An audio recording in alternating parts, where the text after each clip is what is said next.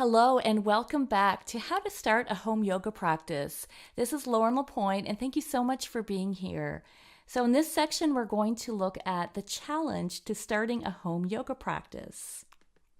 And I kind of laugh at that because I make it sound like there is only one challenge, but really there are usually a few different challenges that we have. And I'm going to list a few here that might resonate, might not, and that's okay. And likely there are many others that I'm not listing here, but just to help you know that you are not alone. If you are encountering any of these, let's look at them.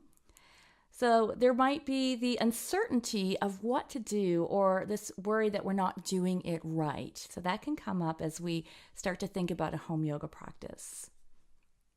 Distractions can be a big one. There might be lots of things going on at home that can distract you, or the distractions can be internal as well. So external and internal distractions. And just fear.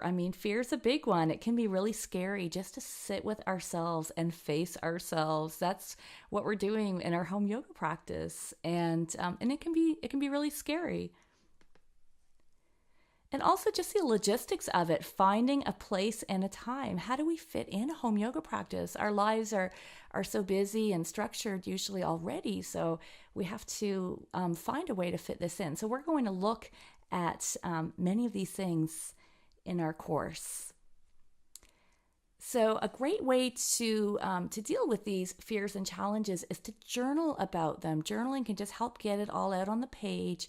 Don't worry about reading it back. Don't worry about sharing it with anyone. You can just write it, and if you want to, you can get rid of it or just keep it, whatever you like to do. It doesn't matter, but just the act of writing this out can really help you to face your fears, see what's going on. Sometimes there's something underlying that we're not really even consciously aware of. So journaling can just kind of bring it all out in the open, because we want to start to look at and closely examine our fears and challenges.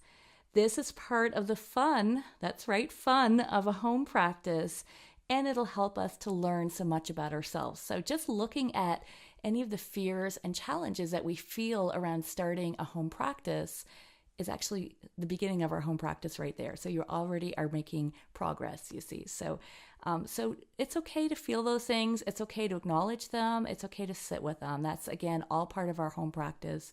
And if you're not feeling any of these, great, then you're ready to move ahead. And we're going to look at all these things that we're going to encounter in our practice and what to do. So stay tuned. Thank you so much for being here, and I'll see you in the next lecture. Take care.